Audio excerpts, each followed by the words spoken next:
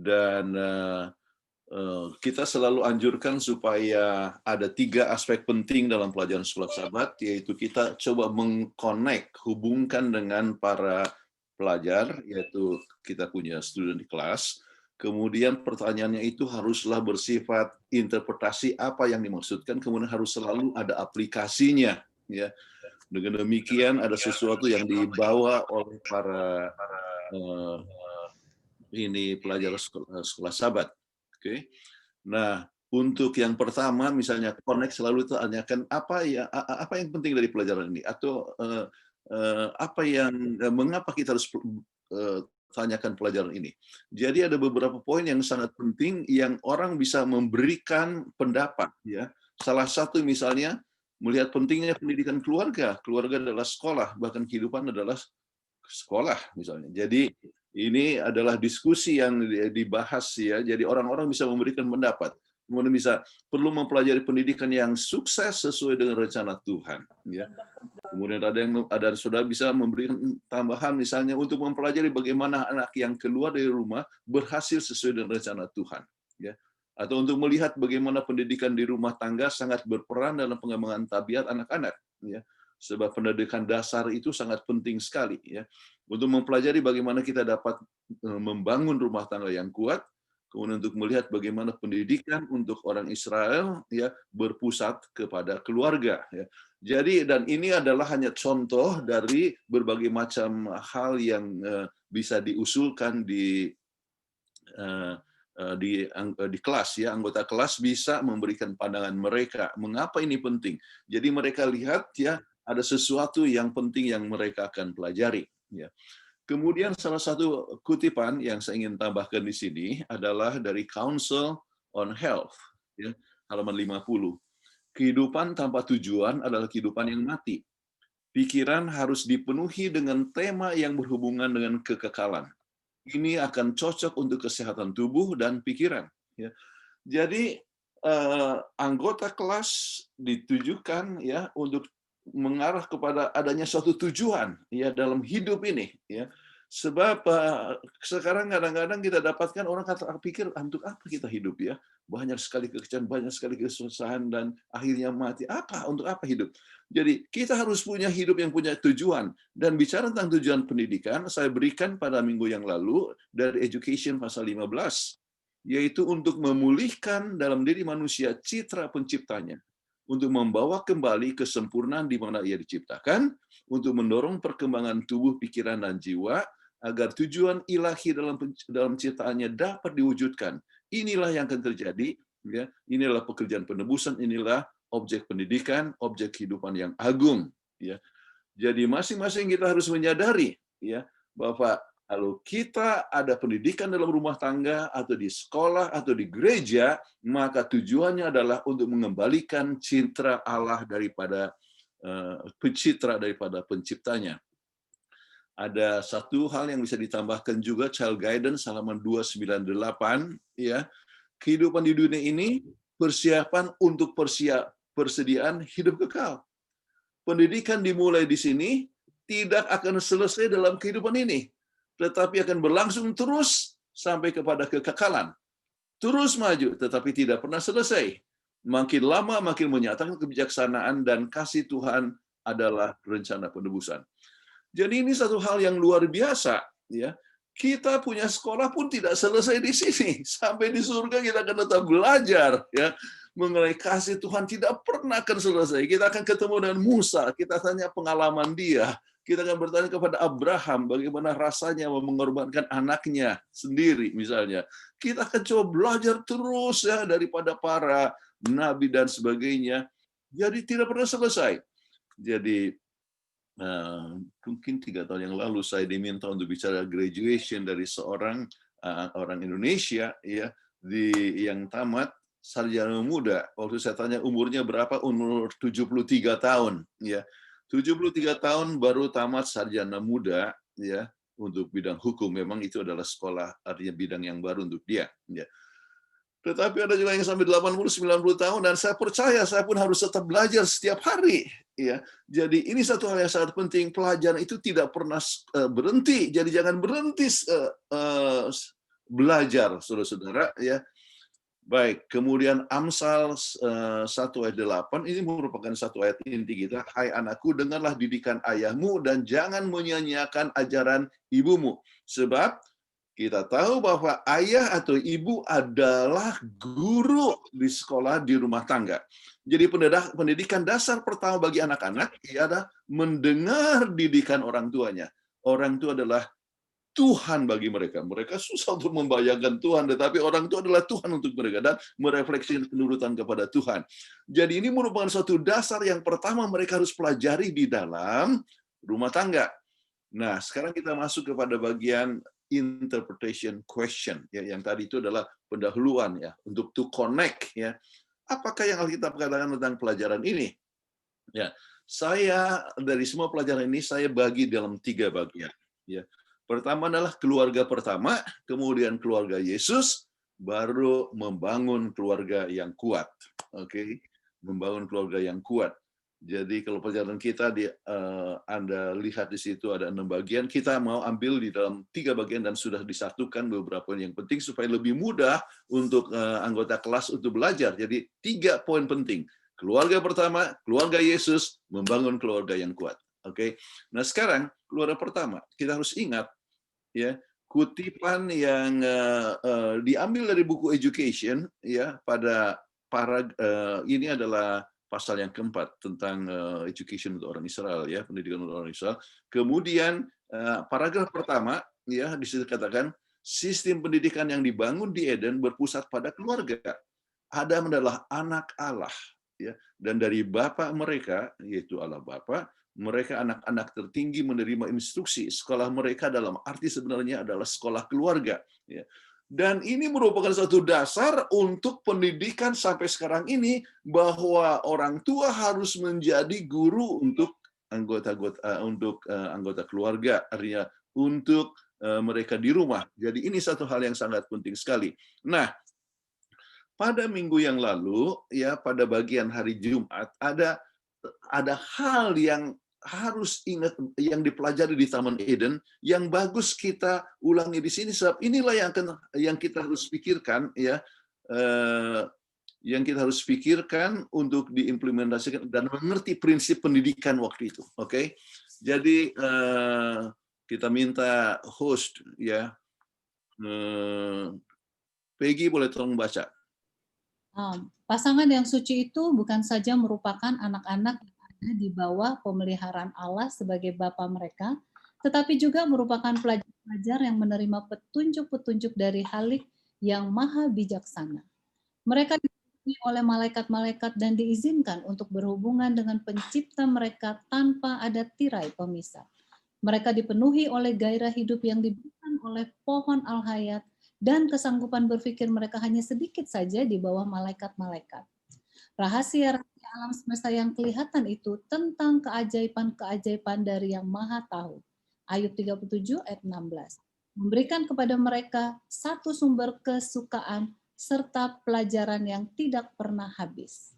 Jadi kita coba lihat tentang apa yang mereka pelajari, tentang apa keajaiban-keajaiban dari Yang Maha Tahu. Itu berbicara mengenai pencipta, ya, dan mereka belajar muka dengan muka dan sebagainya. Oke, kemudian apakah Joy ada? Joy mungkin belum masuk, mereka. Baik, saya baca, saya lanjutkan. Oke.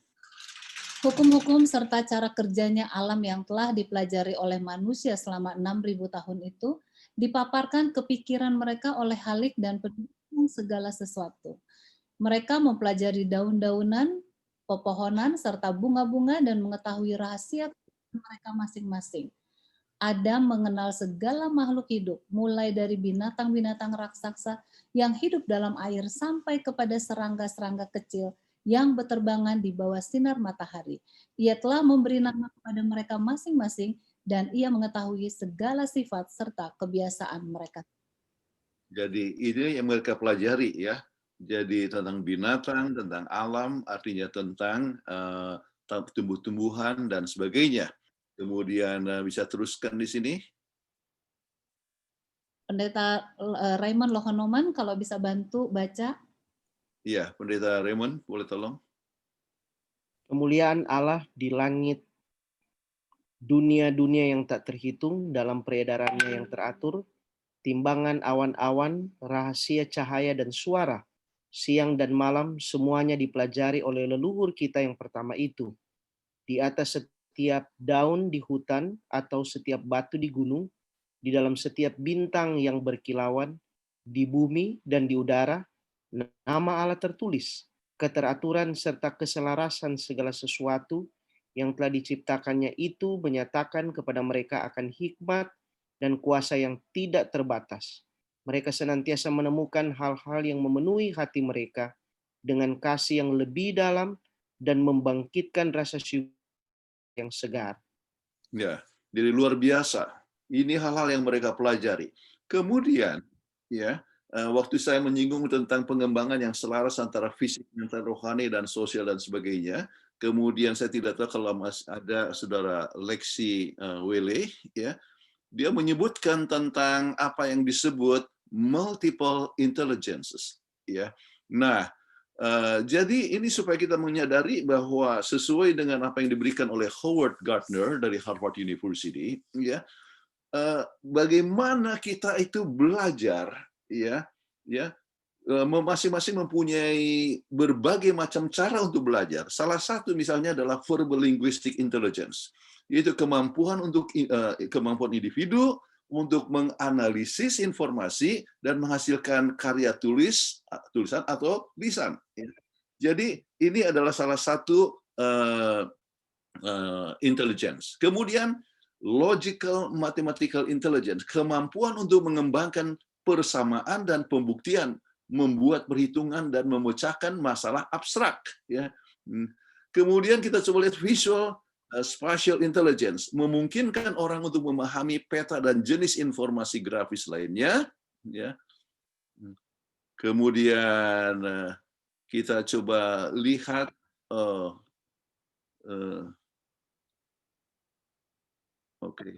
termasuk juga di sini adalah musical intelligence, memungkinkan individu untuk menghasilkan, membuat makna dari berbagai suara.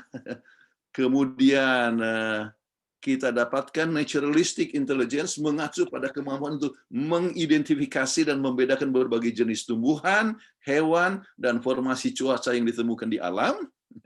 Kemudian bodily kinesthetic intelligence, memerlukan penggunaan tubuh sendiri untuk menciptakan produk dan memecahkan masalah. Kemudian interpersonal intelligence, mencerminkan kemampuan untuk mengenali, memahami suasana hati, keinginan, motivasi, dan niat orang lain. Ya. Kemudian termasuk situ interpersonal intelligence yang lain, itu mengacu pada kemampuan orang untuk mengenali dan menilai karakteristik yang sama di dalam dirinya. Nah, apa yang kita lihat adalah tulisan mahasiswa dari Patriarch and Prophets itu berhubungan dengan apa yang disebut di dalam multiple intelligence ini. Belajar tentang alam, tentang suara, segala sesuatu, ya, yang Harvard University baru saja menunjukkan melalui profesornya, ya, memperkenalkan ini pada tahun 1983. Jadi Mrs. White sudah menunjukkan tentang hal-hal yang dipelajari oleh mereka di Taman Eden itu luar biasa sekali. Oke. Nah, sekarang kita masuk kepada kelanjutan daripada bagian keluarga yang pertama, ya. Kejadian 4 ayat 4 sampai 7. Dalam kisah ini, apa bukti bahwa proses pendidikan telah terjadi pada keluarga pertama? Ya, kita lihat apa yang terjadi dengan pengalaman daripada Kain dan Habil, bukan? Ya, mereka belajar berbakti, mereka memberikan korban, ya. Kemudian Tuhan berkomunikasi dengan mereka. Jadi berkorban, mereka menunjukkan sesuatu hal yang diberikan kepada Tuhan, ya. Walaupun yang dipersembahkan oleh Habil dengan Kain itu berbeda, ya, berbeda dengan rencana Tuhan, ya, salah satu. Kemudian Tuhan berkata kepada Kain, ya, ini menunjukkan, ya, mereka telah belajar untuk berkomunikasi dengan Pencipta, ya, walaupun manusia sudah berdosa, ya. Ini satu perkara yang sangat penting sekali. Kemudian dia di dalam sekolah pertama, ya, telah diajarkan untuk perlunya berbakti, ya, supaya menurut akan kehendak Tuhan, ya. Dan Kain dan Habil mempunyai kepribadian berbeda. Mengapa sangat penting untuk mengingat perbedaan kepribadian dalam menyediakan pendidikan di keluarga? Ya. Nah, saya tuliskan di sini, ingat Yakub dan Esau. Dua-duanya itu mempunyai kepribadian yang berbeda, ya. Tetapi satu dikasih oleh ibunya, satu dikasih oleh bapaknya, dan itu ternyata menyebabkan suatu permasalahan oleh sebab ya tidak ada kesatuan di dalam rumah tangga, ya. Nah, jadi kita masing-masing harus mengerti bahwa anak itu memang berbeda, ya. Tidak semua, walaupun anak kembar sekalipun bisa mempunyai perbedaan, ya. Itulah sebabnya sebagai orang tua harus mengerti akan perbedaan ini dan mendekati mereka sesuai dengan temperamennya, sesuai dengan kesanggupannya, sesuai dengan talentanya. Ada orang yang artinya orang tua yang marah sekali. Kenapa dia punya angka matematik daripada anaknya itu jelek sekali, ya. Tetapi kita harus ingat mungkin dia bukanlah seorang yang mempunyai otak kiri, tetapi lebih banyak gunakan otak kanan. Jadi mungkin dia lebih bagus untuk hafal-hafalan misalnya, sambil contoh. Jadi kita harus bawa kepada mereka untuk kepada sesuatu perkara yang positif sesuai dengan kemampuan daripada anak tersebut. Ada orang yang memang tidak bisa untuk menghafal, tapi mungkin bagus untuk musik. Mungkin ada juga untuk olahraga dan sebagainya. Jadi ini satu perkara yang harus kita ketahui sebagai orang tua. Jadi perbedaan antara Kain dan Habil atau Yakub dan Esau menunjukkan perlunya orang tua untuk mengenali kepribadian daripada anak-anaknya. Nah, kalau orang tua gagal sebagai guru saat melihat pilihan yang salah dari anak-anaknya, apakah yang kita bisa pelajari dari pengalaman Adam dan Hawa? Jadi Anda bisa diskusikan ini di anggota kelas. Apa yang kita bisa pelajari? Ya, kita kira-kira apa yang menyebabkan adanya suatu kegagalan? Sudah pasti yang kita pelajari bagaimana pedihnya dari Adam dan Hawa akan akibat dosa, toh. Akibat dosa bukan hanya itu daun-daun yang berjatuhan, sudah ada korban domba dan sebagainya. Mereka melihat anaknya sendiri membunuh anaknya yang lain. Jadi ini satu pelajaran pedihnya ya daripada dosa. Kemudian memberikan satu kerinduan kepada mereka supaya adanya suatu juru selamat. Kemudian mereka bertekad perlunya untuk memulai suatu hidup yang baru, yang lebih baik, dan akhirnya muncullah Set yang menjadi nenek moyang daripada mereka yang mempunyai sifat-sifat yang lebih positif. Ya, oke. Kemudian kita coba lihat keluarga Yesus, ya.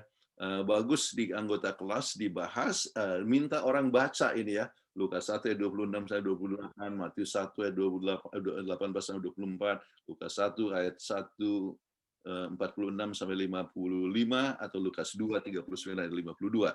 Dan prinsipnya adalah ya, tanya mereka apa yang kita pelajari dari sini? Kita bisa lihat Maria dan Yusuf yang penurut, ya, taat, beribadah, ya, jadi membawa anak ini kepada Ka'bah, ya, dan sebagainya. Jadi menunjukkan orang tua yang takut akan Tuhan, ya, bertanggung jawab, orang tua yang rohani, ya, dan mereka jujur, ya. Kita lihat bagaimana tanggapan daripada Yusuf yang semula akan menceraikan dengan diam-diam dan mendengar suara daripada malaikat dan sebagainya, mengikuti akan ajaran agama. Jadi ini prinsip-prinsip penting yang dikemukakan, ya, dan biarlah anggota kelas ya mengajukan mereka punya pendapat. Yesus sebagai pelajar, kita harus ingat apa yang terjadi, bahwa Yesus bukan hanya guru yang baik, tetapi dia adalah pelajar yang baik. Ya. Dan pelajar yang baik apa artinya? Dia mendalami Alkitab sehingga pada saat dia berhadapan dengan para imam-imam itu dia tahu memberikan jawab, ya, mengetahui menjawab, setia dalam pekerjaan bapaknya, dan dikatakan berkembang. Kalau kita lihat di dalam buku Lukas 5:22, dia berkembang dan berkembang dalam hikmat, artinya apa? Inteleknya, ya. Kemudian dia lebih artinya diterima oleh Tuhan ataupun manusia, artinya secara sosial, kemudian intelek, emosinya baik, dan dia mempunyai spiritual, pengembangan rohani yang baik. Jadi semua unsur daripada semua aspek daripada kemanusiaan telah berkembang dalam diri Yesus, ya, oleh sebab pendidikan daripada orang tuanya. Ya. Jadi ini satu inti daripada keluarga Yesus. Nah sekarang, ya tantangan apa yang Yesus hadapi dengan keluarganya di dunia ini? Dan kita mengetahui bahwa sesuai dengan Yohanes 7 ayat 2 dan 5 ini menunjukkan bahwa orang kalau kita lihat kepada keterangan dan sebagainya, menunjukkan bahwa memberikan indikasi bahwa murid-murid, bukan murid-murid, tetapi saudara-saudaranya mau coba turut campur dan menganjurkan pergi ke tempat yang lain, dan sebetulnya mengandung satu unsur ketidakpercayaan kepada Yesus. Ya, tetapi apa yang kita bisa pelajari dari Lukas yang ditulis oleh Lukas dalam kisah 1:14, ya, mereka semua bertekun dengan sehati dalam doa bersama-sama dengan beberapa perempuan serta Maria ibu Yesus dan saudara-saudara Yesus. Artinya yang tadinya tidak percaya atau yang tadinya tidak begitu senang dengan kemajuan Yesus, jadi mereka ada perasaan kecemburuan dan sebagainya, mereka semua kumpul bersama-sama. Dan kita ingat misalnya Yakobus yang memimpin itu rapat di Yerusalem, ya, dalam Lukas 15 itu adalah saudara daripada Yesus, ya. Jadi menunjukkan bahwa akhirnya saudara-saudara Yesus itu menjadi tokoh-tokoh di dalam gereja, ya. Mereka berdoa dan mereka juga menunggu untuk kedatangan daripada Roh Kudus, ya. Itu berarti mereka dipenuhi juga dengan Roh Kudus, dan itulah yang menyebabkan juga semua mengabarkan Injil. Alright, sekarang kita masuk kepada bagian ketiga, membangun keluarga yang kuat. Ya. Dan kita bisa lihat bahwa prinsip ini diberikan dalam Ulangan 6 ayat 5-9. Boleh tolong baca, siapa ini? Ibu Peggy? Pendeta Raymond? Pendeta Raymond? Oke, membangun keluarga yang kuat. Apakah prinsip penting agar kita membangun rumah tangga yang kuat? Di dalam Ulangan 6 ayat 5-9, ayat 5 katakan, kasihilah Tuhan Allahmu dengan segenap hatimu, dan dengan segenap jiwamu, dan dengan segenap kekuatanmu. Apa yang kuperintahkan kepadamu hari ini haruslah engkau perhatikan.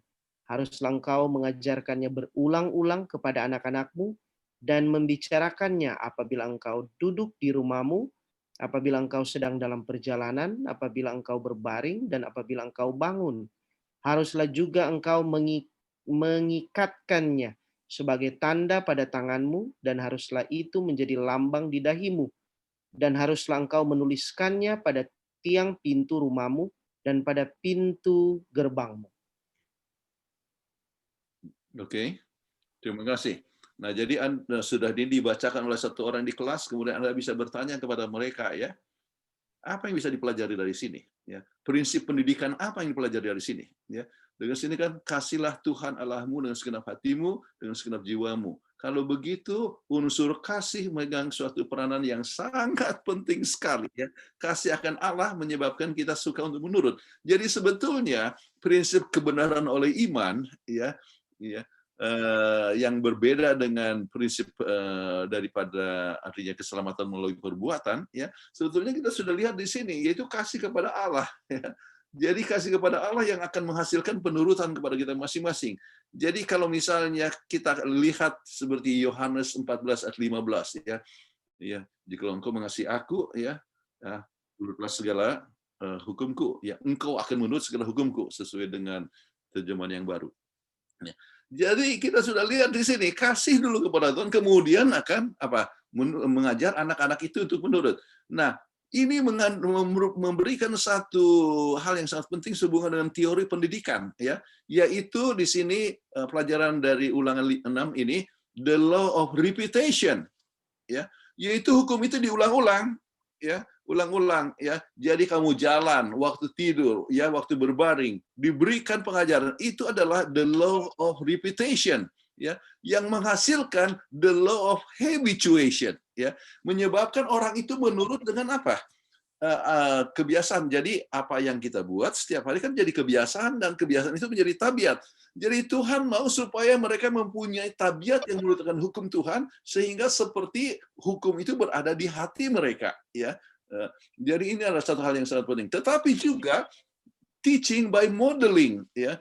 Jadi waktu berjalan, waktu berbaring dan sebagainya, mereka itu orang tua harus memberikan teladan kepada anak-anaknya. Ya, jadi kita lihat prinsip pendidikan dalam keluarga itu menunjukkan akan prinsip-prinsip penting yang berlaku sekarang ini. Ya, repetition, habituation, modeling.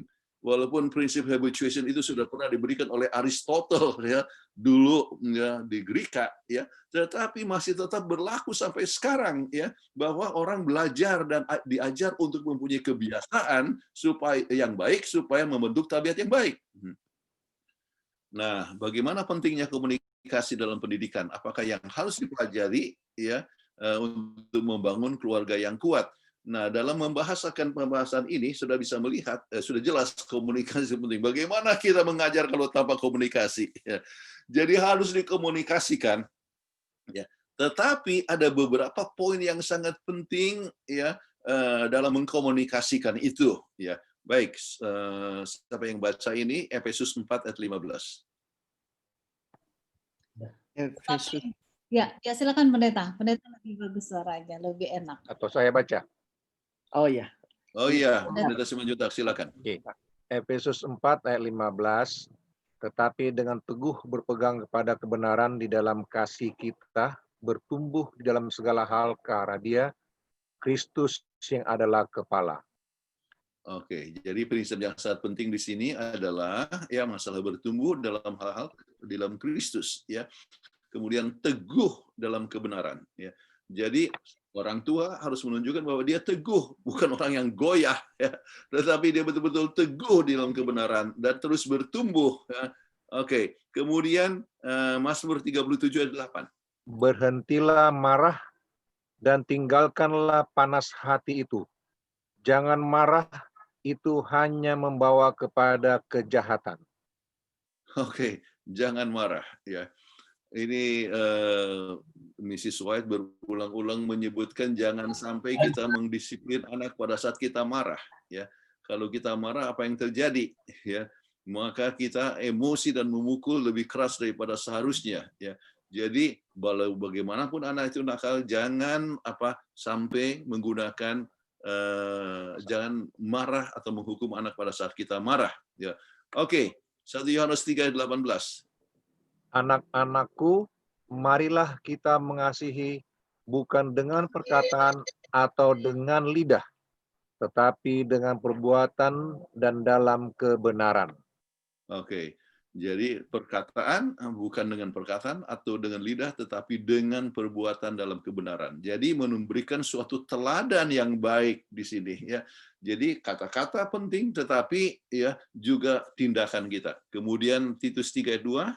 Titus 3:2, janganlah mereka memfitnah, janganlah mereka bertengkar, hendaklah mereka selalu ramah dan bersikap lemah lembut terhadap semua orang. Ya, jadi tetap ramah, ya, kemudian lemah lembut, ya, kepada siapa saja, ya. Dan ini orang tua, ya, tanpa terasa artinya memberikan pengaruh kepada pendidikan anak-anak, bagaimana cara dia bersikap kepada orang lain.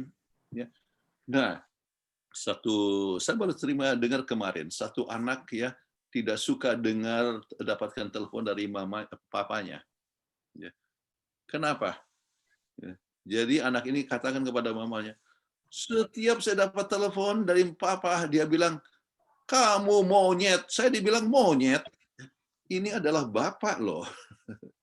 Dan ini adalah nyata, ya. Kadang-kadang kita tanpa terasa kita telah merendahkan nilai diri daripada anak-anak kita, ya. Itu kan masing-masing kita harus mengangkat dia punya self esteem, ya. Ya. Tetapi ini dipanggil monyet, kamu si pesek, ya, dan sebagainya, itu adalah satu tindakan yang salah. Oke, kemudian kita coba lihat contoh. Anda bisa diskusikan kepada anggota kelas. Berikan contoh pendidikan dasar yang kuat dalam Alkitab, ya. Berikan contoh. maka Anda bisa dapatkan berita, artinya tanggapan dari mereka, tetapi salah satu saudara bisa sebutkan masa kecil Musa, ya, Keluaran 2 ayat 1 sampai 10. Bagaimana ia dekat dengan ibunya dan ternyata bersama dengan ibunya, ya, selama 12 tahun itu yang menjadi suatu yang menyebabkan dia terbentuk dia punya tabiat. Walaupun dia terus bersama dengan pemerintah, dengan Firaun ataupun pendapat pendidikan, ya, di kerajaan Mesir, ya, untuk 28 tahun, tetapi masa pendidikan 12 tahun itu lebih berpengaruh untuk Musa. Ya, ini satu hal yang sangat penting. Kemudian Anda bisa katakan Hana memberikan teladan sebagai orang tua yang baik dalam berdoa. Oke, dan itu ayat-ayatnya yang benar. Jadi mendoakan supaya dapatkan anak, kemudian senantiasa mendoakan dan selalu memuji Tuhan sudah dapatkan berkat. Ini satu hal yang sangat penting sekali. Kemudian Anda bisa tanya lagi, kisah apa lagi dapat dipelajari dari orang tua rohani yang memberikan dampak bagi kehidupan. Oke? Ya, jadi ini adalah sesuatu hal yang didiskusikan. Kemudian mengapa nasihat dalam Efesus 6 ayat 1 sampai 4 demikian penting untuk keluarga untuk diingat dan diimplementasikan. Ini dalam kembali membangun rumah tangga yang kuat. Jadi ayatnya saya sudah masukkan di sini, boleh dibaca. Siapa yang bisa baca? Boleh saya kalau nggak apa-apa? Silakan. Boleh. Filipi 6 ayat 1 sampai 4 ayat 1. Hai anak-anak, taatilah orang tuamu di dalam Tuhan, karena haruslah demikian. Ayat 2, hormatilah ayahmu dan ibumu. Ini adalah suatu perintah yang penting seperti yang nyata dari janji ini. Ayat 3, supaya kamu berbahagia dan panjang umurmu di bumi. Ayat 4, dan kamu, bapak-bapak, janganlah bangkitkan amarah di dalam hati anak-anakmu, tetapi didiklah mereka di dalam ajaran dan nasihat Tuhan. Oke, kemudian Anda tawarkan kepada anggota kelas, ya, apa yang kita bisa pelajari dari ayat-ayat ini, ya. Oh, mereka harus belajar untuk menghormati, ya. Kemudian mereka harus taat, ya. Kemudian supaya mereka ingat janji Tuhan, ya. Kemudian jangan memprovok. Baik, apa yang Anda sudah harus yang harus seorang anak itu sudah pelajari di rumah, ya. Mengenal akan Tuhan, ya.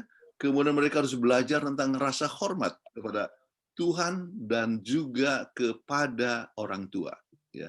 Kemudian belajar self control, ya, dan belajar penurutan. Ini kalau mereka belum siap ini, mereka belum menguasai ini, mereka tidak bisa siap untuk sekolah, ya. Jadi sambil contoh, saya tidak tahu kalau Anda pernah dengar satu kisah seorang anak, ya. Oh, ini saya berikan kalau tidak salah waktu obsesi hati, ya, tentang seorang anak yang ibunya sendiri dia kawin 3 kali, ya.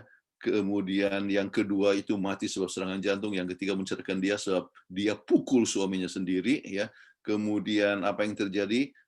Anak ini pun tidak mengenal kasih sayang, ibunya terlalu sibuk, dia harus bekerja, dan kalau misalnya anak itu pergi lihat ibunya sedang kerja, dia suruh diusir, ya, pergi kamu, kenapa kamu datang ke sini, ya, dan sebagainya. Kebetulan wajahnya juga kurang menarik, jadi menjadi bahan ejekan orang dan sebagainya. Maka dari kecil dia selalu suka untuk menaikkan dia punya nilai diri dengan cara memukul dan sebagainya. Dia bekerja jadi tentara, dia pukul dia punya bos dan sebagainya. Dan kisah itu banyak sekali masalah rumah tangga, dia diejek oleh istrinya sendiri. Sampai satu waktu dia pergi ke gudangnya, ambil senjata, ya, dan dia tembak, ya, satu orang, ya, ya. Dan orang itu adalah John F. Kennedy. Dan orang yang tidak pernah mengenal kata kasih itu disebutkan adalah Lee Harvey Oswald. Ya. Jadi pendidikan di rumah adalah sangat penting. Orang harus sudah mengenal Tuhan, mempunyai rasa hormat kepada Tuhan dan kepada orang tua, self control, mengekang diri dan penurutan, baru dia siap untuk masuk ke sekolah. Oke, itulah sebabnya pendidikan dasar penting, dan Amsal 22 ayat 6, boleh tolong bacakan? Amsal 22:6, didiklah orang muda menurut jalan yang patut baginya. maka pada masa tuanya pun ia tidak akan menyimpang daripada jalan itu. Oke, jadi kita harus mulai ajar mereka pada saat mereka masih muda. Waktu dia punya seperti cabang daripada pohon yang masih dibelokkan, tapi kalau sudah keras ya, maka sudah tua dia akan patah ya. Baik. Nah, ada beberapa hal kutipan yang bagus untuk kita ingat sehubungan dengan ini, yang mungkin tidak ada di pelajaran sekolah sahabat, tapi untuk tambahan, kan guru-guru kan harus punya lebih banyak tambahan. Baik, saya lihat di sini Christian Sihotang ya. Christian Sihotang boleh unmute, boleh tolong baca kutipan ini. Kebetulan jemaat di Pekanbaru ini kerjasama dan PGSSI ya untuk merilai ini pelajaran. Oke, silakan, Saudara Christian. Mulailah teknik pelatihan dasar, mulailah sejak awal, hal-hal yang terlalu serius tidak dapat ditempatkan pada awal pelatihan anak-anak.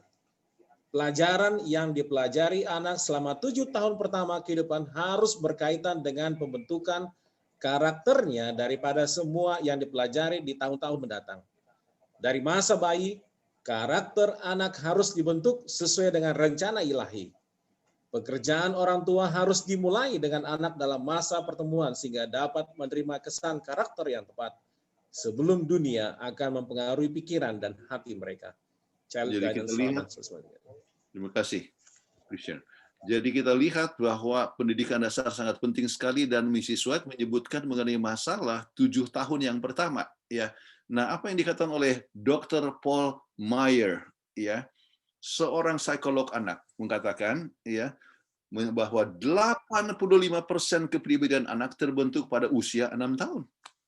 Luar biasa sekali. Mrs. White sebutkan ya 7 tahun, ya lebih lama 1 tahun. Tetapi dasarnya ya itu adalah 6 tahun. Bagaimana dia menghormati akan orang tua, menghormati orang lain, atau bagaimana dia bisa mengekang dirinya atau mempunyai hubungan dekat kepada Tuhan. Itu 85% di dalam waktu usia 6 tahun. Luar biasa sekali. Nah, teknik pelatihan dasar ya mungkin bagus untuk diingat ya, perlunya apa yang disebut persatuan.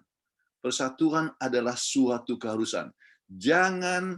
Sangatlah penting bagi pasangan orang tua agar bersatu dalam pelatihan. Ingat contoh Alkitab. Apa contoh Alkitab? Ya, Yakub dengan Esau ya.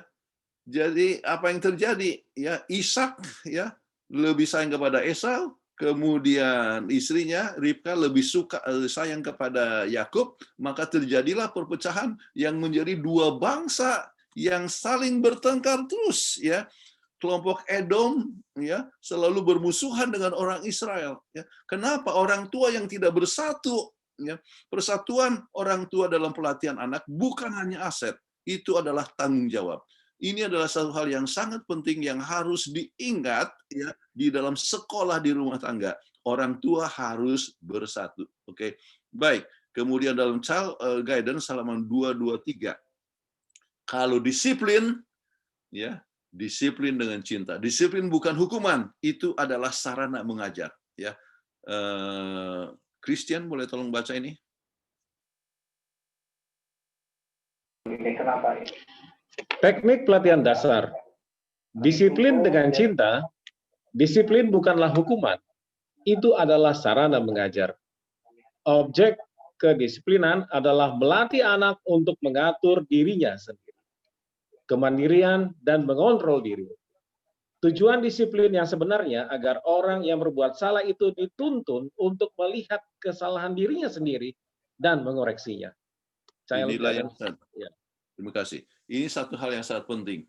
Melihat kesalahannya, mengoreksinya, dan dia harus tetap merasa untuk dicintai. Ya, harus makanya ini Christian Sihotang tetangga saya dulu di Cisarua. Ya, jadi mungkin tahu bagaimana kami dengan hubungan dengan anak. Ya.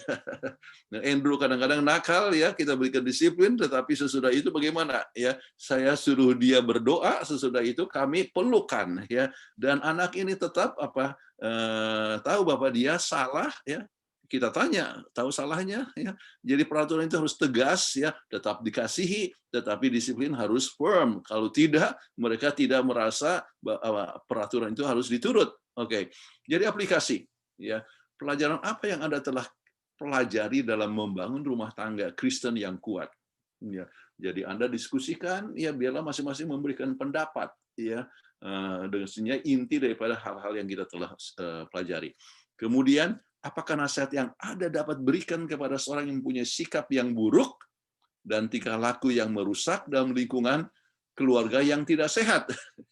Jadi kalau seandainya kita seorang itu bertumbuh ya, sikapnya buruk, tingkah lakunya merusak, lingkungan keluarganya tidak sehat, ya apa yang kita ajarkan ya kepada mereka?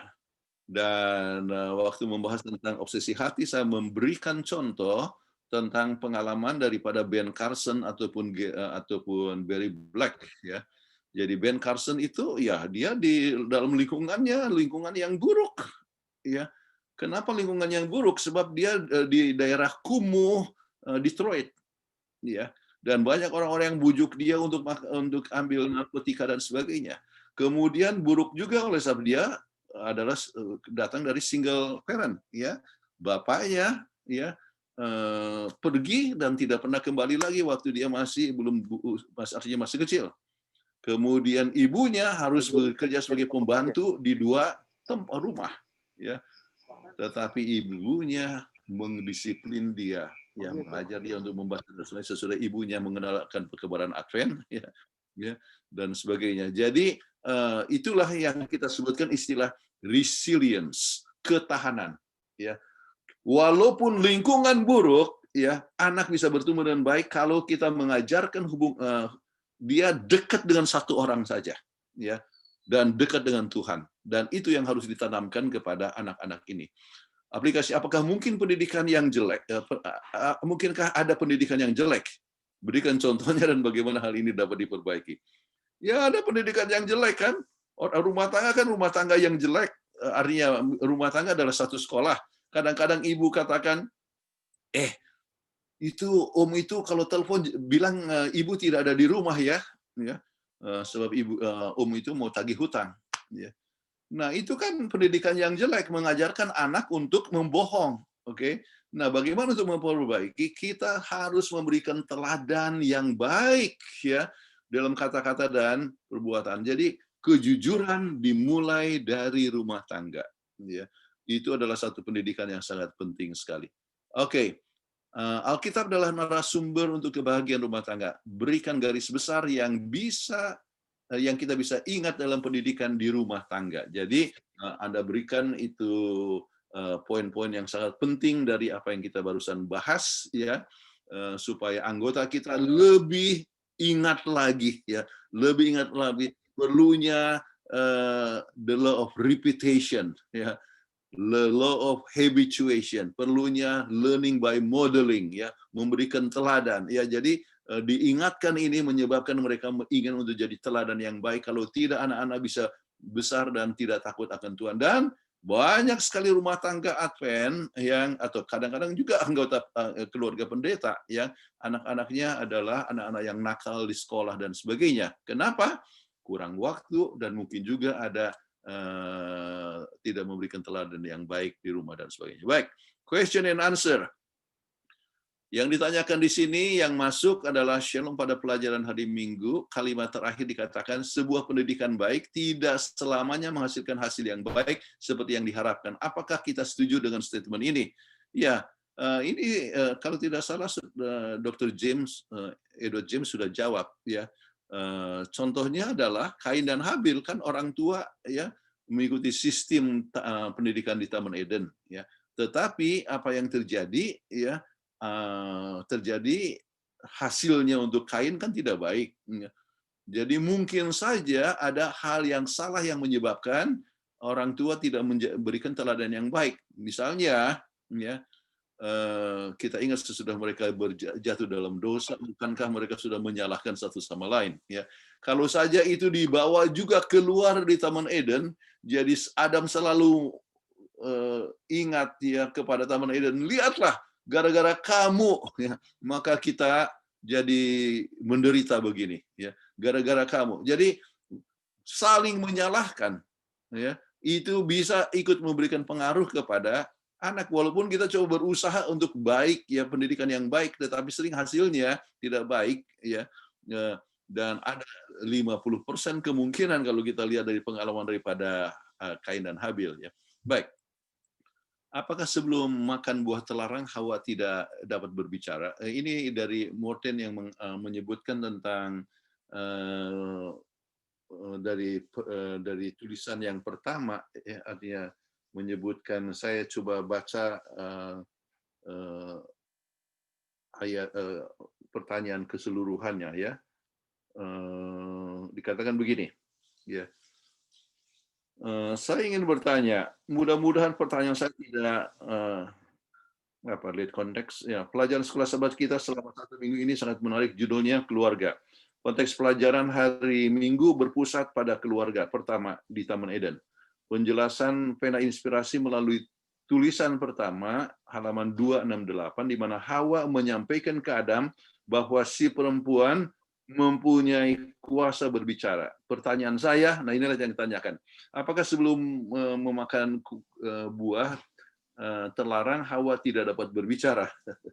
Sudah pasti dia dapat berbicara, sebab dia ada mulut dan dia bisa memberikan pendapat, ya, dan sebagainya. Tetapi ya, apa yang dimaksudkan di sini, yang dimaksudkan di sini, sesudah dia jatuh dalam dosa, dia mempunyai kecenderungan, sering wanita mempunyai kecenderungan bahwa dia mempunyai hak ya, untuk berbicara. Jadi jangan hanya dengar saja kepada sang istri, kepada sang suami, tetapi istri mempunyai pendapat, mempunyai hak juga untuk berbicara. Nah, ini adalah satu perkara yang kita lihat sekarang, dan semua hanya harus mempunyai hak untuk berbicara, tetapi janganlah sesuatu perkara yang harus dituntut. Ya. Apa yang terjadi sekarang ini dengan woman lib ya, itu mulai tahun 60-an dan sebagainya, woman liberation dan sebagainya, menunjukkan bahwa hak itu adalah satu perkara yang dituntut, tetapi sang suami yang bijaksana akan selalu memberikan kesempatan dan mendapatkan pendapat daripada istrinya, ya. Jadi tidak perlu harus dituntut, ya, tidak, dan sebelum Hawa, artinya seorang wanita, merasa bahwa dia mempunyai hak untuk memberikan pendapat, sang suami harus memberikan kesempatan supaya pendapat itu diberikan oleh sang istri. Oke. Yang kedua, dalam konteks keluarga, orang tua dari Adam dan Hawa adalah Tuhan sendiri. Apa yang membuat keluarga pertama itu menjadi tidak sempurna? Yang membuat tidak sempurna adalah oleh sebab Adam dan Hawa, mereka sudah sempurna di dalam semua hal kecuali tabiatnya. Ya. Dan mereka itu mempunyai hak untuk memilih untuk menurut atau tidak. Dan ternyata mereka untuk memilih untuk melanggar. Jadi yang salah bukan Tuhan, tetapi adalah manusia. Ya. Sebab manusia tidak dibuat sebagai robot yang harus selalu menurut. Ya. Jadi Anda pernah dengar tentang robot ya, yang sudah diatur, kata, aku cinta padamu, aku cinta padamu, ya, tapi robot, ya. Saudara-saudara, bagaimana kalau anak itu atau kita diatur untuk selalu menurut, ya, itu tidak sesuai dengan rencana Tuhan, ya. Tuhan memberikan kesempatan kepada kita supaya cinta daripada manusia kepada Tuhan adalah oleh sebab pilihan, bukan oleh sebab diprogram.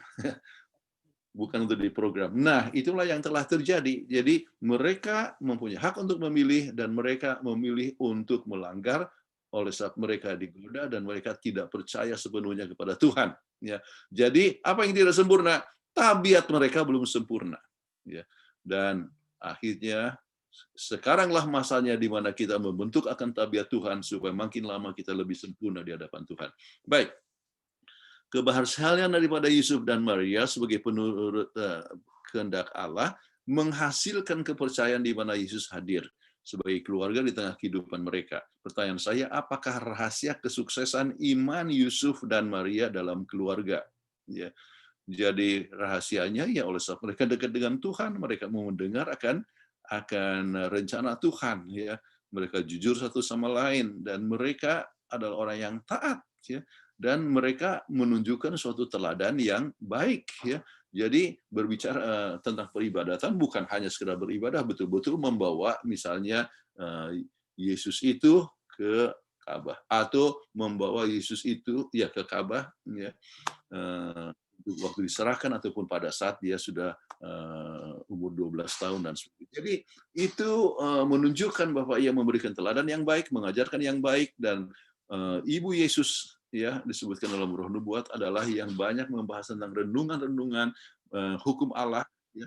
Jadi walaupun dia tidak dididik di sekolah nabi-nabi, ada disebutkanlah di sekolah para imam, ya, dia tidak dididik di Ka'bah, namun dia tidak kalah pengetahuan firman Tuhan, ya, dibandingkan dengan para imam-imam itu. Padahal waktu dia itu masih umur 12 tahun. Baik, itu pertanyaan yang masuk di WhatsApp PGSSI, dan sekarang saya berikan kesempatan untuk saudara-saudara untuk memberikan pendapat atau mungkin ada tambahan yang Anda mau berikan.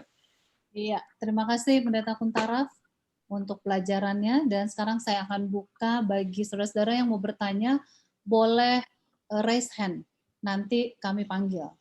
Jadi yang mau bertanya, tolong raise hand. Silakan, di sini ada bertanya Pegi. Tambunan.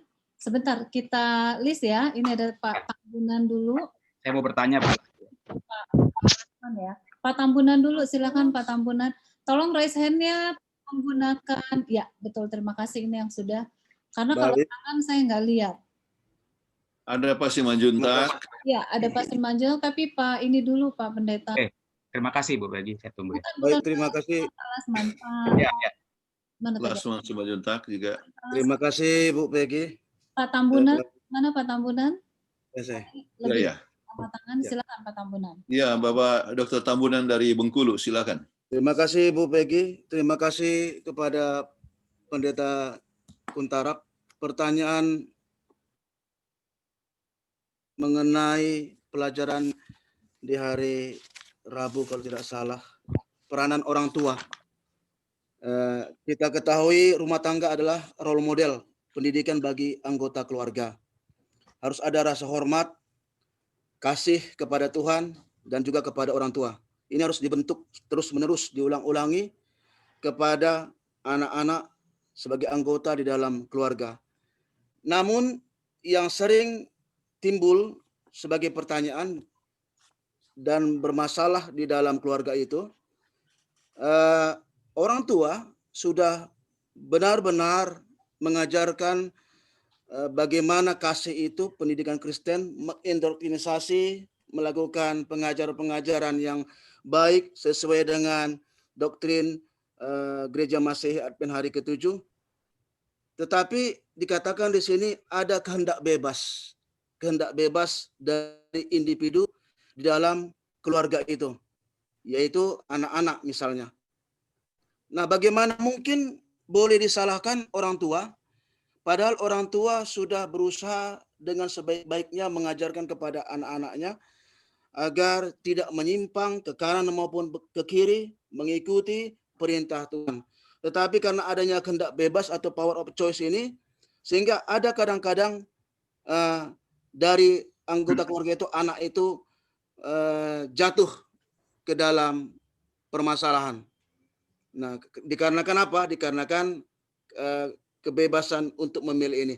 Pertanyaannya, Bapak Pendeta, tidak mungkin kita mempersalahkan orang tua, kan? Karena itu kan adalah tanggung jawab individu itu masing-masing. Itu saja. Terima kasih. Ya, selama orang tua memberikan pengajaran yang benar dan teladan yang benar, ya, orang tua tidak bisa dipersalahkan. Ya, itu satu. Kemudian saya ingin sebutkan, ya, bahwa anak-anak itu mendapatkan berbagai informasi. Ya. Jadi anak itu mendapatkan informasi dari orang tua. Anak juga mendapatkan informasi dari televisi.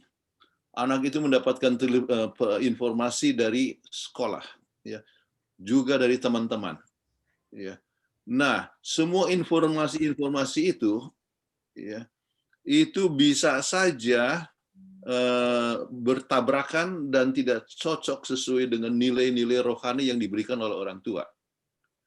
Pendidikan yang benar seharusnya adalah bahwa apa yang disebut Christian world views, ya, itu menjadi satu saringan, ya. Jadi saringan sehingga semua informasi yang salah dari artinya yang datang dari luar itu disaring, ya. Jadi misalnya dia sudah belajar bagaimana perlunya untuk memelihara hari Sabat, kemudian teman-temannya yang mengatakan bahwa oh ya semua hari sama saja dan sebagainya, dia bisa saring, oh sesuai dengan Alkitab yang saya sudah pelajari dari kecil bahwa itu adalah hari Sabat. Jadi dia harus bisa saring, ya. Jadi bimbingan yang diberikan orang tua membentuk satu Christian artinya world views, ya, yang bisa menyaring akan segala informasi yang datang dari luar. Nah, ya, dengan seninya anak itu mempunyai pilihan, ya. Mungkin saja di dalam menyaring itu, ya, ada yang tidak sempat tersaring oleh sebab, ya, ini saya rasa ini benar dan itu yang mungkin, ya, bisa menyebabkan makin lama bisa makin jauh, ya, daripada Tuhan. Makanya prinsip yang sangat penting adalah untuk menghormati akan Tuhan, hormat pada orang tua, kemudian menurut, ya, dan juga mengontrol diri. Itu adalah dasar yang sangat penting. Oke? Terima kasih. Silakan yang berikut, Ibu Peggy, siapa? Ya, dengan Pak Lasman Simanjuntak. Shalom, selamat hari Sabat Pak Pendeta Kuntaraf. Saya pertanyaan saya sebenarnya mirip dengan sama Pak Tambunan tadi. Cuman saya belum ada ketegasan dari Pendeta Kuntaraf, ya. Dari pertama saya lihat kalau ada konflik-konflik keluarga, Pendeta Kuntaraf mengatakan orang tua yang salah. Tapi tiba-tiba Pak Kuntaraf mengatakan bukan orang tua yang salah. Begini Pak Pendeta, di dalam peraturan jemaat, ketika ada panitia pemilihan, ketika ada kasus-kasus keluarga, tetap yang disalahkan adalah orang tua, ya. Walaupun orang tua itu sudah memberikan satu pendidikan pada anak-anaknya, pasti orang tuanya yang jadi masalah. Apalagi kalau dia menjabat anggota majelis, dia menjabat ketua sidang, di sini orang tuanya jadi perbincangan. Nah, yang kedua Pendeta, apakah tanggung jawab orang tua sampai anak itu dibaptis, kemudian menikah, setelah itu tidak jadi tanggung jawabnya. Jadi ketika ada masalah-masalah lagi setelah dia berkeluarga, itu lagi bukan tanggung jawab orang tuanya. Tapi Pendeta, pertanyaan saya, apakah memang biar bagaimanapun orang tua harus salah, orang tua harus koreksi, orang tua harus minta pengampunan dosa atas kesalahan anak-anaknya. Terima kasih Pak Pendeta. Ya, kita masing-masing mengetahui bahwa setiap orang bertanggung jawab untuk dirinya sendiri kepada Tuhan. Ya, jadi kalau orang tua sudah berusaha sebaiknya dan semaksimal mungkin, ya, maka apalagi anak itu sudah dewasa, ya, anak-anak itu menentukan pilihan mereka sendiri, maka itu adalah pilihan daripada anak itu. Tetapi tanggung jawab dari orang tua adalah memberikan pendidikan, ya, dengan benar, ya. Mungkin saja dia merasa mendidik dengan benar, tetapi mungkin caranya yang salah. Saya ambil contoh, mengajar anak untuk jangan merokok itu kan bagus. Tetapi kadang-kadang kalau misalnya orang tua tidak mengajarkan mengapa kita tidak boleh merokok, ya, itu bisa menyebabkan anak ini hanya menurut di depan orang tua, dia tidak tahu bahwa itu salah, bahwa itu merusak dia punya tubuh, ya. Jadi pada saat dia dibujuk oleh orang lain, ya, untuk supaya dia dapat diterima oleh temannya, maka akhirnya dia jadi merokok, ya. Jadi dengan demikian orang tua harus memberikan pendidikan bukan hanya, ya, pendidikannya yang baik, tetapi juga dengan cara yang baik, dengan metode yang baik, termasuk di dalam memberikan penjelasan mengapa kita mempunyai nilai-nilai yang seperti ini. Ya, itulah satu hal yang sangat penting. Jadi Pak Pendeta, tanggung jawab orang tua sini dalam pendidikan ini, apakah ketika anaknya belum menikah, apakah setelah menikah bukan lagi tanggung jawab orang tuanya? Jadi nggak mungkin orang tua bertanggung jawab terus sampai seumur hidupnya, Pendeta. Wah, untuk saya, tanggung jawab itu selesai kalau anak itu sudah dewasa. Ya. Ya. Kalau sudah dewasa, sudah mengambil keputusan sendiri, dia sudah bertanggung jawab sendiri. Namun, Ya. ya, orang tua selamanya adalah orang tua. Jadi dengan demikian orang tua ya tetap bisa memberikan akan pandangan. Kenapa? Oleh sebab orang tua sudah punya pengalaman ya dalam hidup dan pernah melampaui berbagai macam tantangan dalam kehidupan. Itulah sebabnya walaupun sudah menikah sekalipun anaknya dan sudah ada cucu, orang tua masih tetap bisa memberikan pandangan ya. Tetapi anak itu sudah bertanggung jawab sendiri ya. Sudah bertanggung jawab sendiri. Namun orang tua, namanya orang tua, selamanya harus siap untuk memberikan akan bimbingan kepada anaknya supaya tetap berjalan bersama dengan Tuhan. Jadi kalau sudah menikah misalnya kemudian dia sudah pergi ke gereja lain dan sebagainya, orang tua masih tetap bisa memberikan bimbingan, tetap mendoakan. Nah, peranan doa sangat penting sekali. Ya, peranan doa. Dan menurut tulisan Mrs. White, bahwa kalau misalnya seorang anak itu sudah banyak dididik dan baik, banyak berdoa, dan kalau seandainya satu waktu dia tinggalkan kebenaran, tetapi bersama doa daripada orang tua, maka dia akan selalu ingat kepada masa kecilnya dan satu waktu bisa kembali lagi. Ya. Baik, terima kasih Pendeta. Sudah cukup saya rasa, dan kita akan memberikan kesempatan kepada wanita. Ini ada Rosemary. Ibu Rosemary, mau bertanya silakan Ibu Rosemary Lolowang. Ya, terima kasih atas kesempatan yang indah sekali. Di malam ini saya bisa diperkenankan untuk bergabung, join bersama di acara Zoom meeting ini. Saya merupakan awal ya, kali perdana saya ikut pelajaran. Selamat datang. Iya, terima kasih Pendeta. Tapi nama Pendeta Kuntaraf sudah sering saya dengar. Dan saya berkerinduan untuk mengikuti, makanya saya berusaha masuk walaupun agak terlambat sedikit. Atas undangan Ibu Peggy Iskandar Wawer. Terima kasih Bu sudah mengirim ID kepada saya. Pak Pendeta dan teman-teman seiman ya. Saya sangat tergugah dengan pelajaran malam hari ini. Sebetulnya yang saya mau tanyakan yang barusan dijawab oleh Pak Pendeta, yaitu saya bertanya sampai sejauh mana kita membimbing anak-anak kita, dan barusan Pendeta bilang tanggung jawab kita selesai ketika mereka sudah dewasa, namun orang tua tetap selamanya menjadi orang tua ya, tetap membimbing mereka. Tapi mungkin apa yang saya alami bisa juga dialami oleh keluarga yang sudah lama di Advent. Anak saya sudah dibaptis ya, puji Tuhan sudah dibaptis.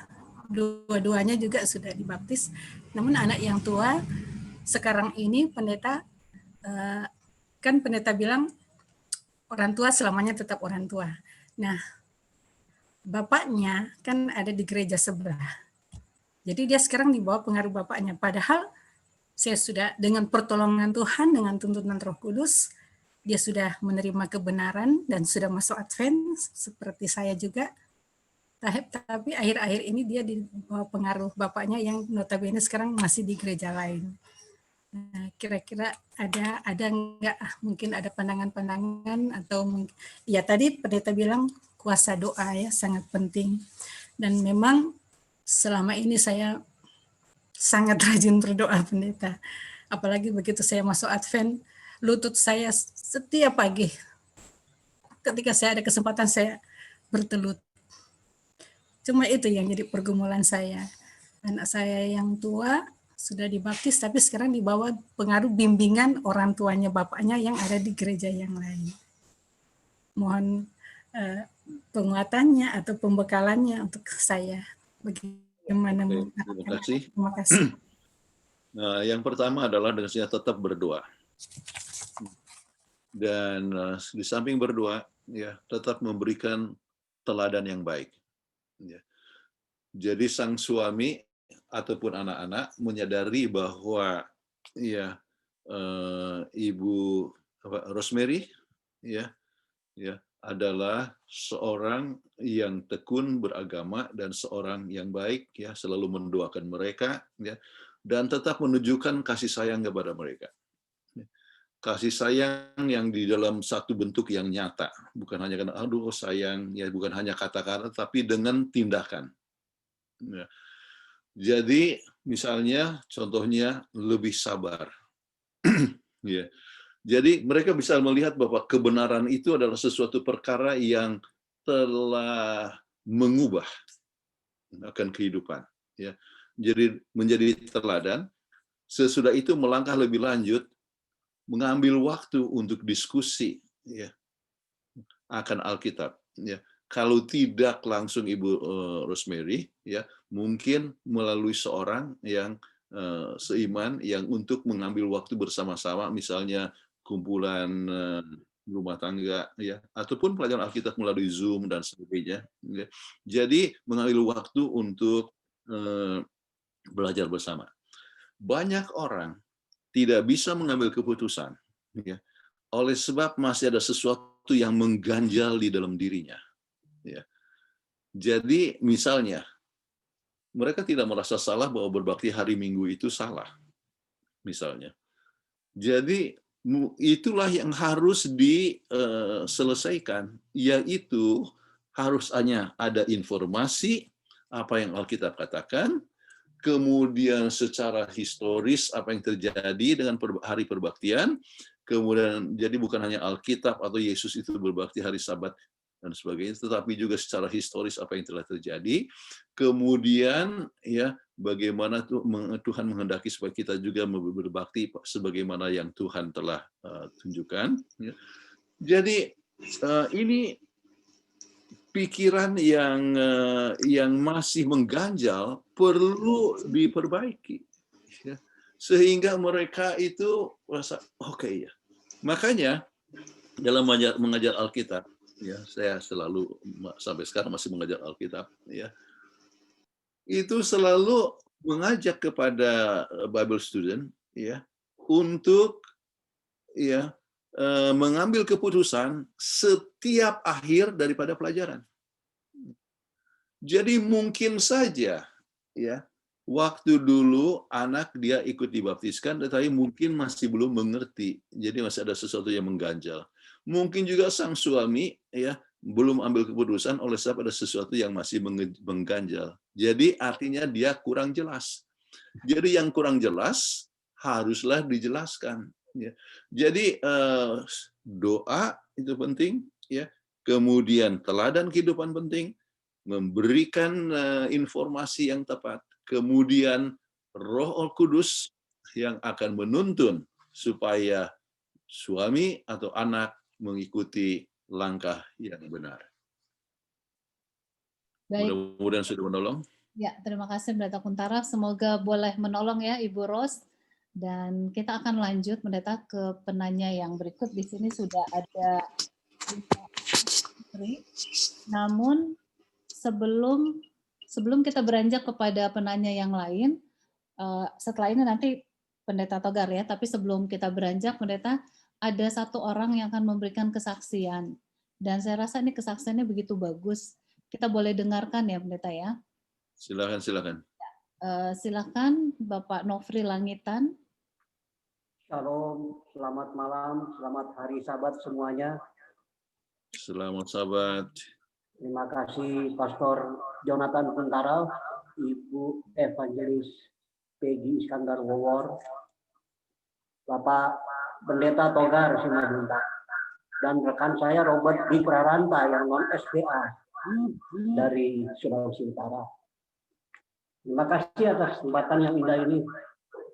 Saya akan berbagi pengalaman pribadi dan keluarga saya, di mana kasih Tuhan Yesus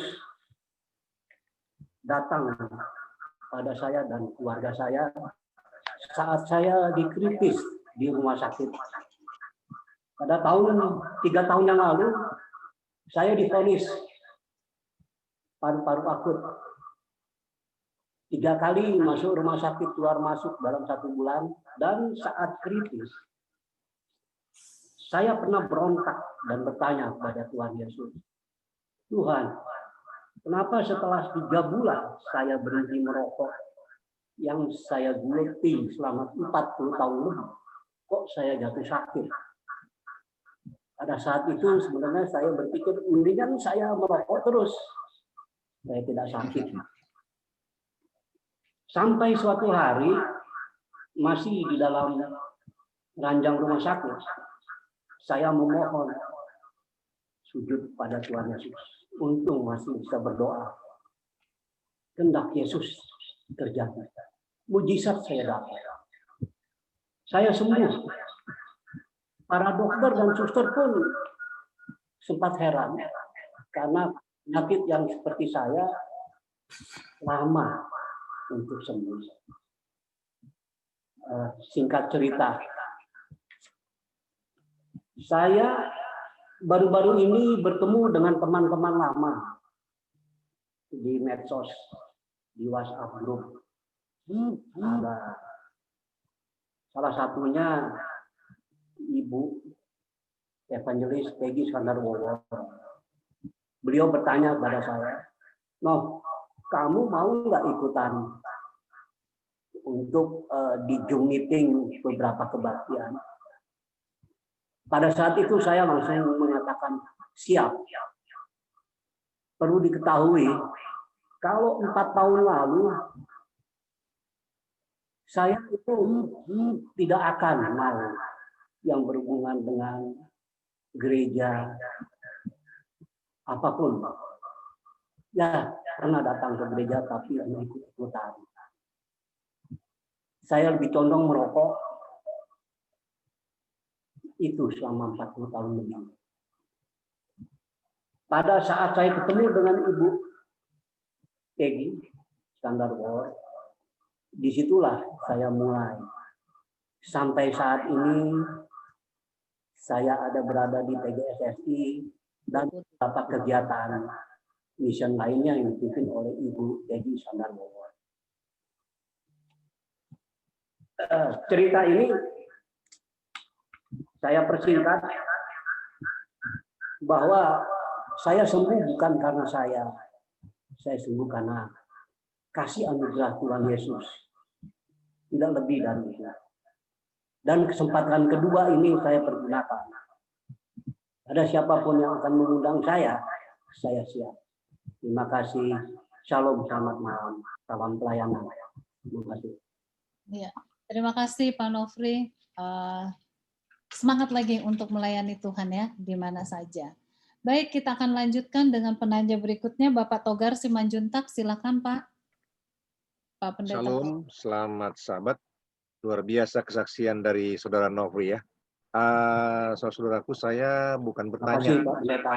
Ya, saya bukan bertanya, tapi saya yang memberikan suatu penguatan atas pelajaran yang diberikan oleh Pendeta Kuntaraf. Tadi luar biasa atas kutipan-kutipannya. Tadi ada satu kutipan saya ikut, cuma sayang saya lupa mencatat, adalah salah satunya bahwa Allah mendidik Adam dan Hawa itu tanpa ada batas tirai sama sekali. Itu luar biasa. Ada keterbukaan.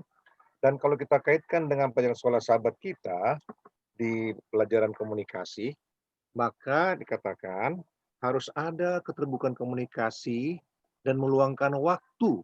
Nah, tadi sudah katakan oleh Pendeta Kuntaraf, sampai anak itu berangkat dewasa. Dewasa, jelas itu. Nah, saya teringat ketika ambil kuliah S2 di UNAI, saya membuat satu makalah namanya Rumah Tangga Bahagia di Atas Padang Pasir. Nah, saudara bisa bayangkan kalau padang pasir itu apa? Ya, bagaimana padang pasir? Bisa hidup bahagia nggak pasir? Nah, singkat aja saya jawab, kuncinya adalah kalau suami istri itu terbuka dan saling berkomunikasi dengan baik dan selalu mengandalkan Tuhan, tidak ada pertengkaran dilihat oleh anak-anak, walaupun mungkin ada sedikit munafik lah, ya. Kalau munafik hati anak-anak kali bertengkar, maka itu akan meresapkan anak itu akan berbahagia dan anak-anak itu akan selalu datang kepada Tuhan, datang kepada orang tua dan bertanya pada orang tua dan jadi orang tua panutannya. Dan dalam pengalaman saya sebagai gembala, saya melihat permasalahan di keluarga itu timbul bukan masalah uang. Bukan masalah pendidikan, tetapi adanya miscommunication atau hal yang ditutupi antara suami dengan istri dengan suami. Itu yang paling terjadi. Jadi pelajaran ini, terima kasih Pendeta Kuntaro, saya lihat di situ. Saya yang tadi kutip, saya nggak sempat catat tadi itu, bahwa Allah selalu berkomunikasi, memberikan kepada Adam dan Hawa tanpa ada tirai pembatas. Nah, itu kunci dalam rumah tangga. Kalau kita hidupkan itu, percaya, rumah tangga kita akan bisa berbahagia, walaupun di padang pasir, walaupun banyak bencana, banyak susah. Itu saya tambahkan. Terima kasih, Tuhan berkati. Togar, terima kasih. Pak Raymond Lesiasel, boleh buka videonya kalau mau silakan Pak Raymond. Pak Raymond Lesiasel masih mau bertanya? Silakan buka videonya. Oke, mungkin tidak dengar. Mau bertanya, Bu? Ya, boleh buka videonya, ya, Pak. Sudah unmute. Iya, enggak, maksudnya videonya minta dibuka, Pak Raymond. Saya punya kamera kena lem, jadi nggak bagus. Oh, oke, silakan Pak Raymond Lesiasel. Dia pakai video, ini yang foto. Oke, pertanyaan seperti demikian, Pak Kuntaraf. Terima kasih firman Tuhan melalui Sekolah Sabat dibawakan dengan begitu baik. Saya hanya punya satu pertanyaan. Berapa lama waktu yang Tuhan sudah bisa berikan kepada Adam dan Hawa untuk belajar dari orang tuanya waktu itu adalah Tuhan sendiri. Sedangkan pada waktu mereka diciptakan, mereka kan sudah langsung dewasa. Walaupun mereka dewasa, pengalaman hidupnya belum ada. Mereka hanya punya pengalaman memberi nama sapi, kemudian kerbau, kemudian kuda. Itulah pengalaman yang mereka punya saat itu. Tidak punya pengalaman seperti orang berdosa, seperti saya yang sekarang ini sudah pengalaman dosa, sudah saya alami. Nah, berapa lama sih waktunya sampai Hawa itu mengambil keputusan untuk memilih nasihat setan daripada memilih menurut kepada perintah Tuhan? Dan itu yang pertama, berapa lama. Yang kedua, untuk Hawa dan Adam, pertanyaan berikutnya muncul, kenapa Adam mau ikut juga memilih dosa yang sudah dipilih oleh istrinya Hawa. Itu saja. Iya, terima kasih Pak Raymond. Silakan Pak Pendeta. Ya, sebelum itu terima kasih untuk kesaksian daripada Saudara Nofri Langitan. Ya. Dan itu satu hal yang luar biasa, 40 tahun merokok, kemudian bisa mengalahkan, itu satu hal yang luar biasa. Ya. Saya perlu waktu yang sangat lama untuk meyakinkan bapak saya yang merokok 30 tahun. Tapi kalau 40 tahun ini lebih lama lagi. Ya. Tapi saya senang bahwa bapak saya akhirnya juga berhenti merokok. Ya. Dan akhirnya juga dia dibaptiskan dengan pertolongan Tuhan. Ya. Kemudian terima kasih Pendeta Simanjuntak untuk dia punya ini ya, poinnya yang sangat penting sekali ya, bahwa keterbukaan itu sangat penting sekali ya. Nah, sehubungan dengan yang ditanyakan oleh Saudara Raymond ya, kita masalahnya tidak mengetahui berapa lama ya, bahwa mereka itu berada di Taman Eden ya sebelum akhirnya mereka berdosa ya. Kalau lihat kepada Alkitab bedanya hanya satu pasal ya.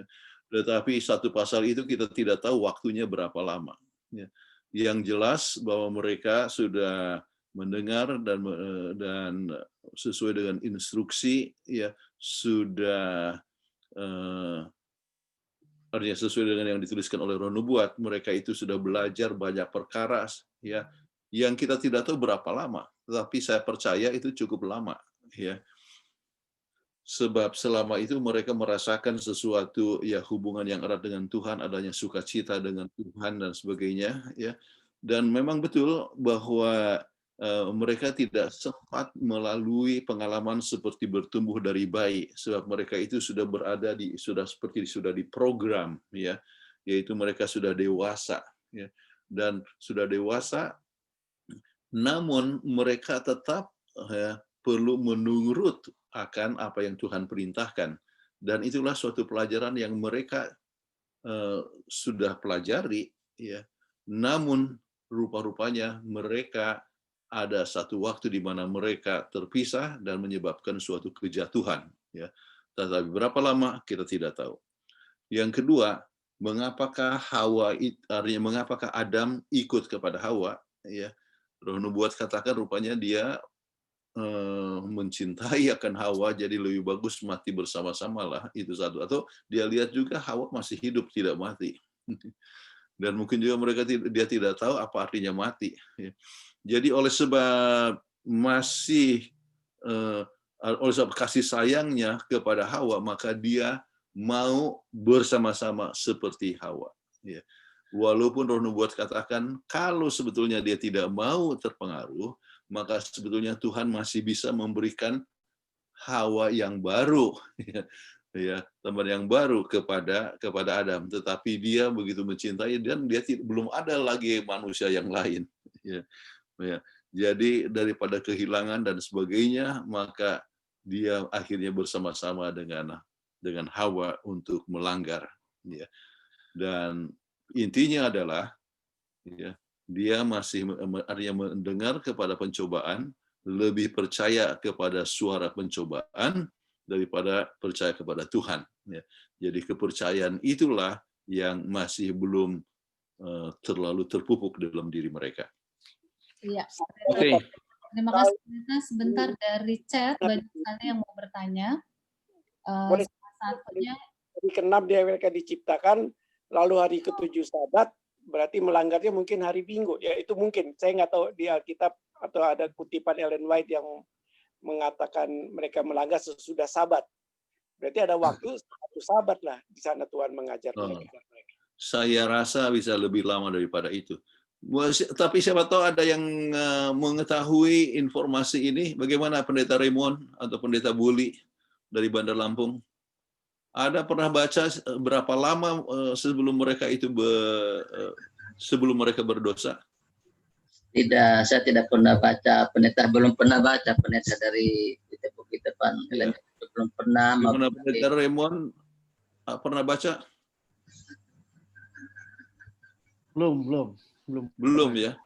Jadi oleh sebab tidak tertulis Alkitab, maka kita pun tidak boleh membuat satu spekulasi. Ya. Jadi jawab yang tepat adalah kita tidak tahu. Ya. Oke Pak, makasih. Ya, terima kasih Pak Raymond. Pak Pendeta, saya ini sebetulnya kita waktunya tinggal 1 menit lagi. Tapi saya ingin memberikan kesempatan kepada Bapak Foxy Gerungan. Pak Foxy Gerungan, apakah masih? Pak Foxy Gerungan? Oke, kalau tidak ada, ini ada pertanyaan dari Ibu Derby Rampen tentang bagaimana mendidik anak-anak yang dekat dengan oma opanya. Jadi orang tuanya melarang, tapi mereka dekat dengan oma opa. Apakah Ibu Derby Rampen masih ada? Oke. Kalau tidak ada, saya lanjut kepada Bapak Edwin Thomas. Bagaimana? Tapi mungkin itu pertanyaan itu penting, jadi bagus kalau saya berikan komentar. Ya. Ini ada. Ya, silakan. Jadi harus ada, kalau dikatakan kesatuan di dalam disiplin, termasuk kesatuan antara orang tua dan juga dengan oma dan opa. Ya. Jadi jangan sampai oma dan opa ya itu memberikan suatu peraturan yang berbeda dengan orang tua. Itu berbahaya. Ya. Jadi kalau ada suatu hal yang mereka tidak senangi, mereka akan pergi kepada oma dan opa. Ya. Jadi dengan demikian peraturan itu bukanlah suatu peraturan yang perlu untuk ditegakkan. Ya. Jadi kalau seandainya ya oma dan opa diminta untuk jaga anak, misalnya, oleh sebab suami, bapak, dan ibu harus kerja, ya, mau tidak mau anak-anak akan lebih dekat dengan oma dan opa. Tetapi sebelum oma dan opa itu menjaga, ya, maka harus ada persetujuan tentang disiplin, peraturan apa saja yang harus diikuti oleh anak. Kalau harus belajar, misalnya les piano, kemudian praktis piano atau mengikuti homework, jam-jamnya dan sebagainya harus diikuti sesuai dengan rencana orang tua. Itu perkara yang sangat penting sekali, sebab kalau tidak, ya, maka anak-anak itu akan bingung. Baik, mungkin satu lagi Ibu Peggy, sekarang sudah jam 8.32, sudah lebih. Satu ini Pendeta dari Pak Edwin Thomas, bagaimana mendidik anak yang ada di asrama? Iya. Sekolah di asrama. Maksudnya asrama IAPI ini dari Singkawang. Sama sekolah, bukan. Oke, asrama sekolah. Baik. Dengan sendirinya kembali pendidikan yang pertama adalah pendidikan rumah tangga. Ya, artinya pendidikan di dalam rumah tangga, di dalam keluarga kita. Itulah prinsip yang pertama. Kemudian ya, yang kedua adalah ya gereja. Sebab anak-anak masuk pergi ke sekolah sahabat anak-anak dan sebagainya. Kemudian yang ketiga adalah sekolah, oke? Dan sekolah itu bisa berasrama. Ya. Jadi prinsip pendidikan yang kuat di dalam rumah menyebabkan lebih kurang untuk artinya tidak guru-guru ataupun kepala asrama akan tidak terlalu repot mendidik anak-anak itu di dalam asrama kalau sudah berhasil dalam rumah tangga. Ya. Tetapi kalau gagal dalam rumah tangga, diharapkan yang kedua adalah sekolah. Kemudian yang berikut adalah gereja, kemudian baru sekolah, dan kalau dia di asrama itu adalah bapak asrama adalah orang tua daripada anak daripada tersebut. Hal yang sangat perlu diketahui adalah ketiga unsur ini, yaitu rumah tangga, kemudian gereja, ya, kemudian sekolah, ya, harus bekerja sama. Ya, jangan sampai ada peraturan yang berbeda. Ya. Jadi kalau dia di asrama, ya tetap harus mengikuti peraturan yang sudah harus mulai dari rumah, ya. Tetapi kalau di rumah itu longgar, maka itulah yang harus dibikin ketat di saat dia di asrama. Ya. Dan anak ini akan dididik sedemikian rupa, ya, sehingga mengikuti jalur yang diharapkan oleh orang tua, oleh sekolah ataupun oleh gereja. Ya. Iya, Pendeta, boleh satu lagi ini mewakili wanita. Saya rasa ini menarik pertanyaannya dari Ibu Stan Striwandono. Pertanyaannya adalah, mengapa dibandingkan padang gurun dan perempuan yang suka bertengkar dan pemarah? Iya.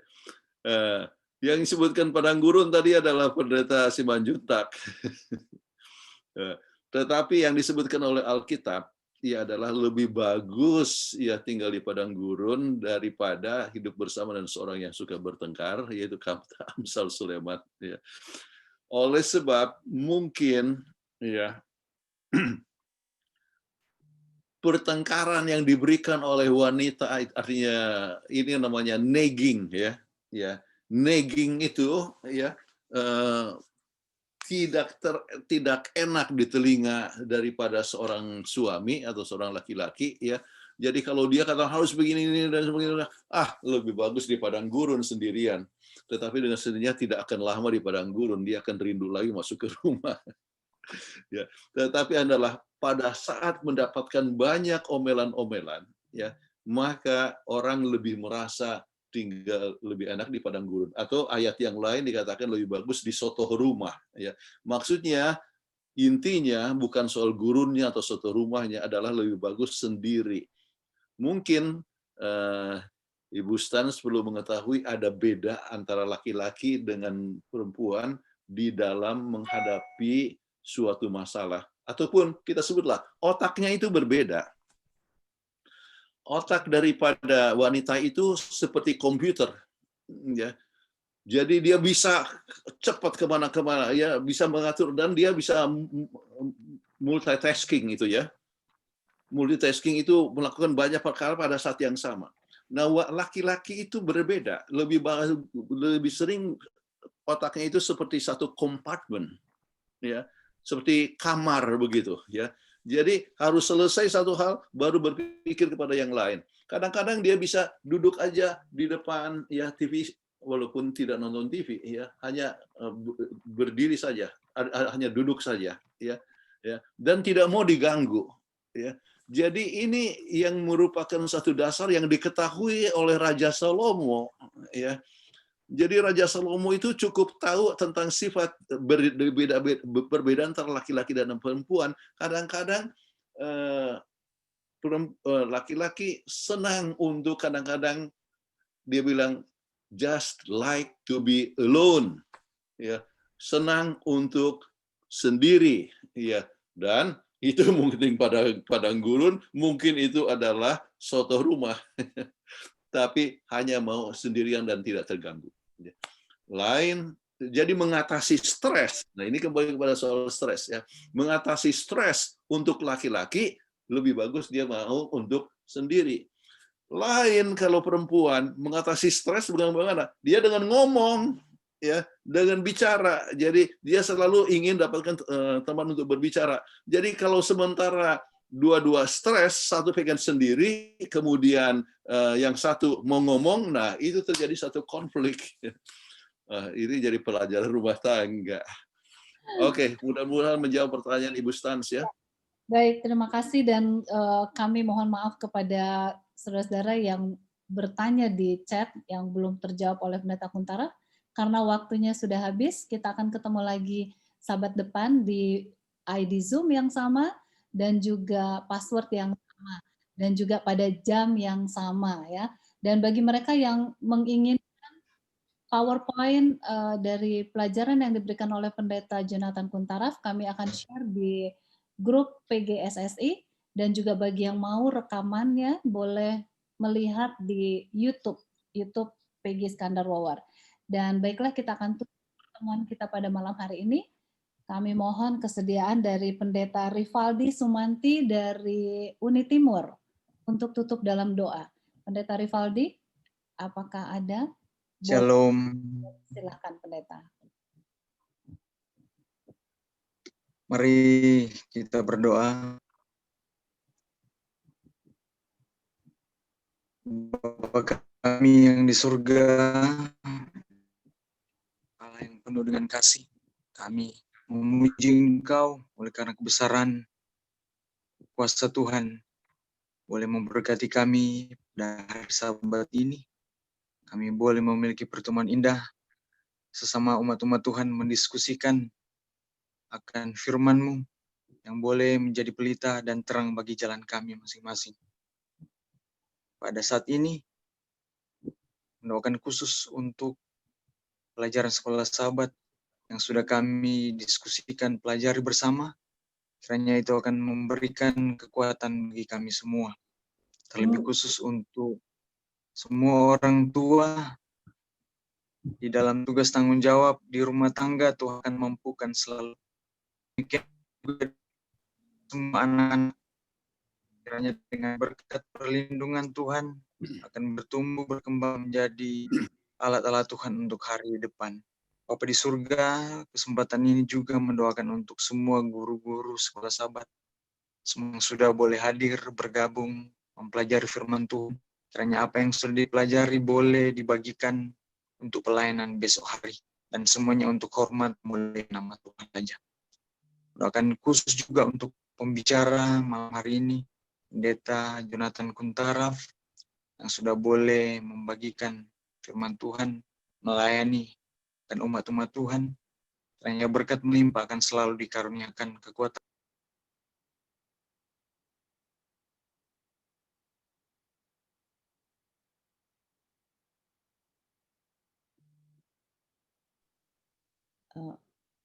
Ya.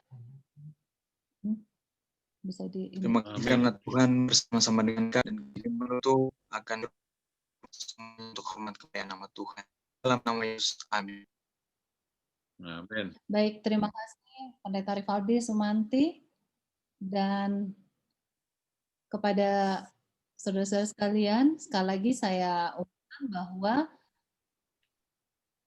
PowerPoint dari Pendeta Kuntaraf ini kami di grup PGSSI, di WhatsApp grup PGSSI dan juga rekamannya. Dan saya mau mengucapkan terima kasih kepada host yang bertugas malam hari ini, Ibu Irma Pakasi, kemudian Bapak Novel, Bapak Ronald Saerang, dan juga yang telah membacakan Alkitab, Pendeta Raymond Lohonom, Pendeta Togar Simanjuntak, dan Bapak Christian Sihotang. Demikian juga kepada Bapak saksiannya kami ucapkan terima kasih. Dan untuk semua kita yang hadir pada malam hari ini, sekali lagi saya ucapkan selamat sahabat dan terima kasih sudah bergabung. Kita akan ketemu lagi sahabat depan. Terima kasih, Ketemu sahabat Terima kasih. ID SIM yang sama, juga paspor yang sama, dan di jam yang sama. Tuhan Yesus memberkati kita semua. Amin. Amin. Terima kasih Bu Peggy. Selamat hari Sabat, sehat selalu. Selamat sahabat semua. Terima kasih. Sampai jumpa lagi. Terima kasih Pak Pendeta Buli. Terima kasih Bu Peggy. Dr. Tamunan. Terima kasih. Terima kasih. Terima kasih semuanya. Terima kasih. Terima kasih Ibu Stan yang sudah Terima kasih Bu Peggy. Terima kasih Bu Peggy. Terima kasih Pendeta Yonton. Sehat selalu. Tuhan berkati. Amin, amin, amin. Terima Ini tambahannya ya, Bu. Terima kasih Bu Peggy Iskandar Wawor. Terima kasih Pak Wisman, terima kasih semua. Pak Daniel Gunawan, Pendeta Ayun, Terima kasih Bu Peggy, Bapak Dr. Kuntara, terima kasih semuanya. Ya, terima kasih khususnya kepada Pendeta Dr. Jonathan Kuntara. Kita akan ketemu minggu depan. Oke. Sama, Tuhan berkati. waktu yang sama dan juga waktu yang sama. Oke. Tuhan berkati.